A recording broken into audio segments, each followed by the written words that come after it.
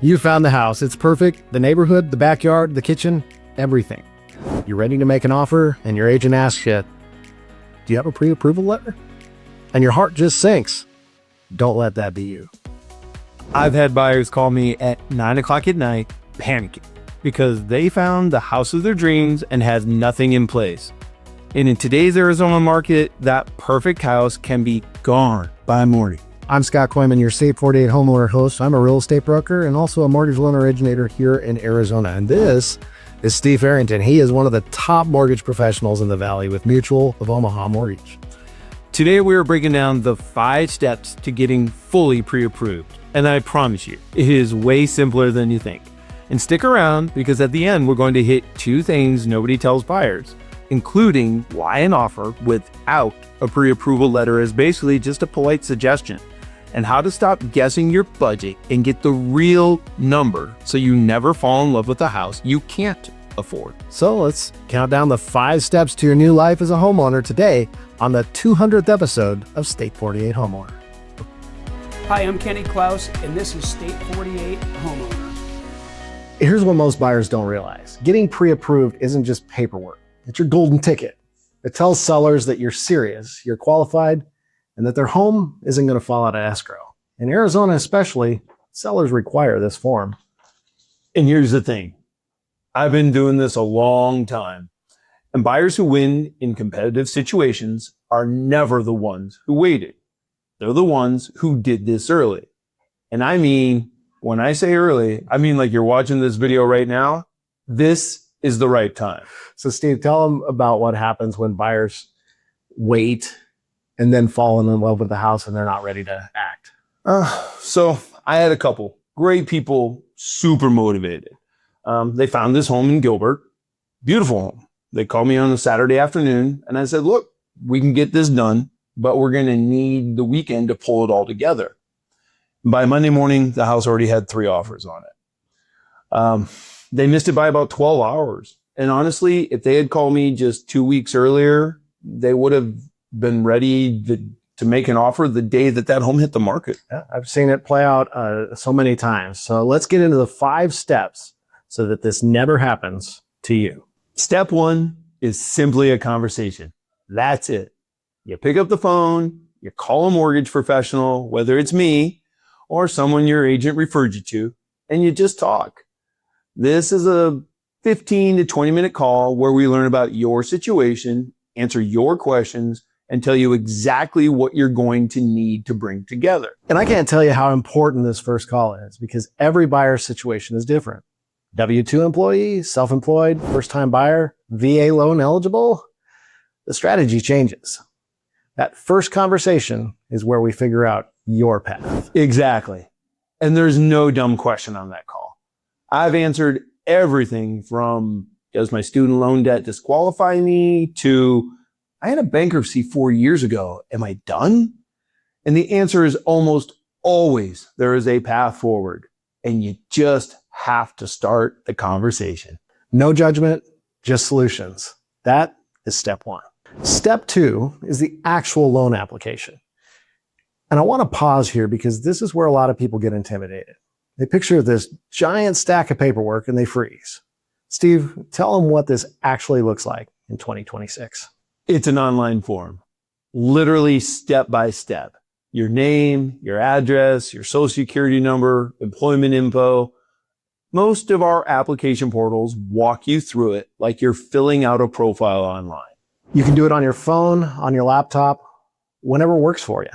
And if you get stuck, and this is huge, you just call your loan officer. This is not a figure it out on your own situation. I personally have walked people through applications while they're sitting in their car on a lunch break. 15 minutes. The application doesn't have to be perfect on the first submission either. Things get updated, questions come up. It's a living document at this stage.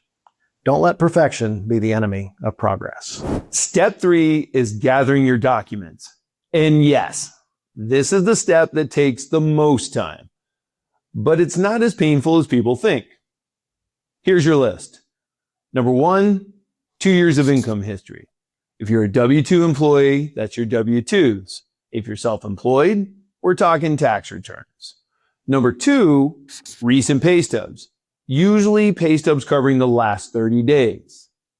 Number 3, 2 to 3 months of bank statements, checking and savings. And number 4, a government issued ID. That's it for the basics. And guys, the bank statement thing, most people do paperless banking now. You literally just log into your bank on your phone, download the PDF and send it over. It's done in like 3 minutes, even quicker if you've got Ninja Thumbs. Some lenders can actually connect directly to your bank and pull it digitally, so no PDF is even required. Now, we can also verify income digitally for a lot of employers now. It's a total game changer. The days of faxing your pay stubs, which who even has a fax machine, are mostly behind us. Steve, I want to share something here because I think it'll resonate. I had a client, she was a young first-time buyer, super nervous about this whole process. She thought she wasn't going to qualify. So we got on that first call, talked through the process, answered her questions. She was actually pre-approved within 48 hours, and she was so excited when she got that letter. Now, she's a proud Chandler homeowner. And that's exactly why we do this. Step 4 is where the loan officer takes everything you provided, information, documents, and submits it. Now, here's where it gets interesting. A lot of lenders or banks will only run it through what's called an automated underwriting system, or AUS. It's software that spits out an initial approval and tells us, the lender, what additional documentation might be needed. But Steve, tell them what makes your approach different here. So at my shop and with me, a real person reviews the file, which includes myself, before we ever issue a pre-approval letter. And I know that might sound like extra work, but here's why it matters. Myself or an underwriter can catch things that could be a problem down the road.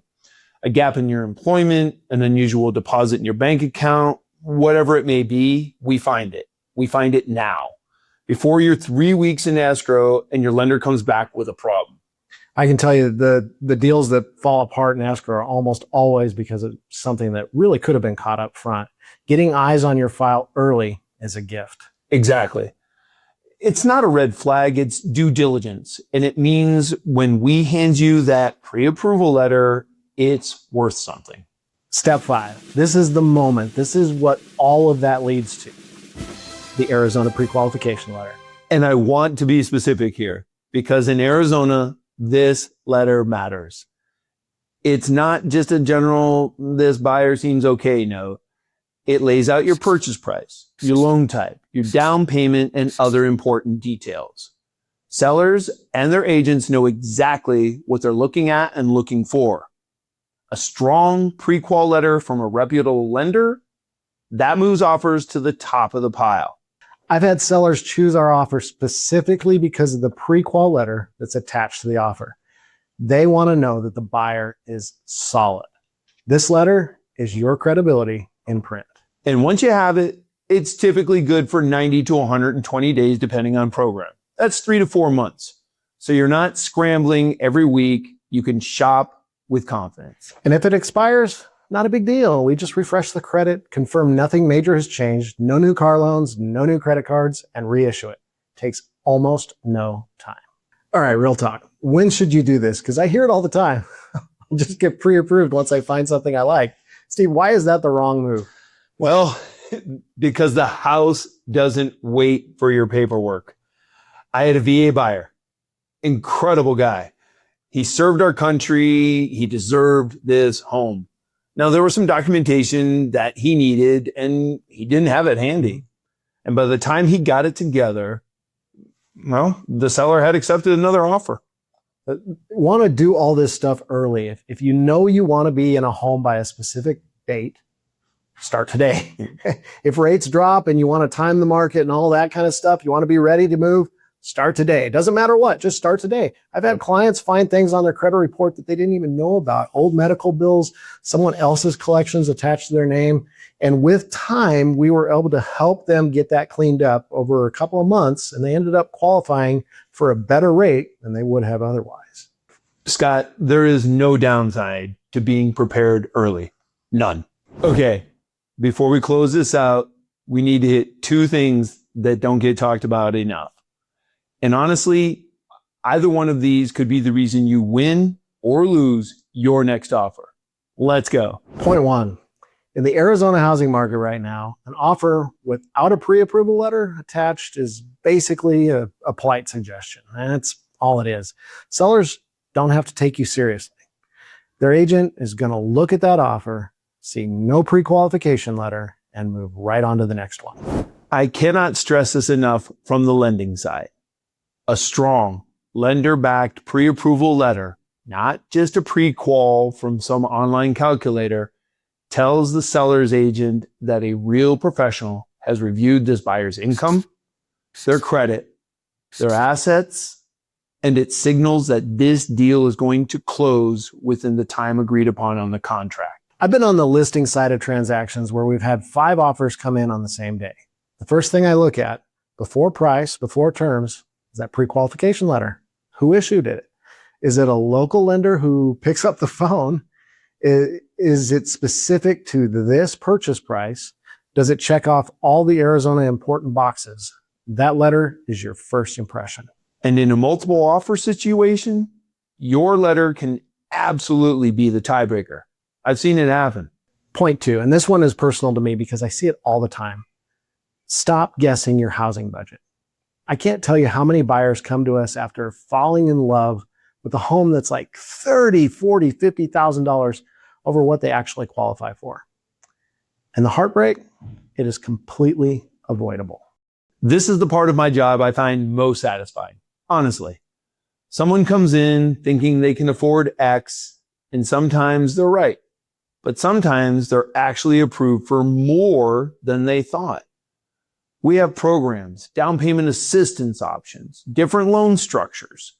The number you get from an online calculator and the number we come up with together are often very different. In a good way or in a we need to totally readjust your expectations kind of way. And either outcome is better than finding out after you've already lost sleep over a house that you can't have. Know your number first, shop inside of it, sleep well, and win. And when you know your real number going in, the whole process feels different. You're confident. You're not second guessing. You walk into an open house knowing you can write an offer on the spot if you love that home. This is a completely different experience than hoping and guessing. Share this video with anyone you know who is thinking about buying a home this year. These 2 points alone could save them months of frustration. All right, let's bring it home. 5 steps: initial conversation, application, document collection, underwriting submission, and pre-approval letter. That's it. And in the time you pick up that phone to the time you have that letter in hand, in most cases, 2 business days. 2 business days, that's right.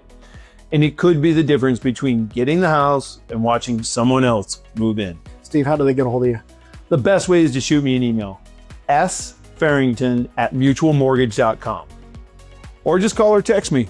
Call me directly at 480-215-5590. No robots, no call centers, you get me. The Klaus team is here to help you get into a home and not just talk about it. You can start the conversation early by visiting us at klausteam.com or calling 480-354-7344. Do not wait until you fall in love with a house. Fall in love with being prepared. That's the move. And if this video helped you, hit that like button, subscribe to State 48 Homeowner, and share this with someone who's thinking about buying. And we'll see you in the next one. Thanks for spending time with us this week at State 48 Homeowner, the ins and outs of owning an Arizona home. You can connect with us for more information, submit topics you'd like us to further discuss. You can see relevant videos, give us feedback, answer your real estate questions, and more at state48homeowner.com.